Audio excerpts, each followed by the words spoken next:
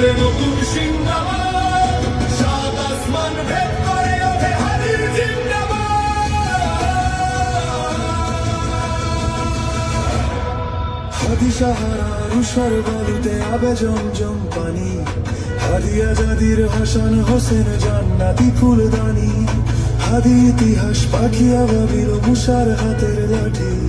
হাদি উমরের অর্ধ জাহান মোরানো শীতল পাটি, হাদি গোলাপের মাতাল গন্ধ খোলা পায়ের আশেবার,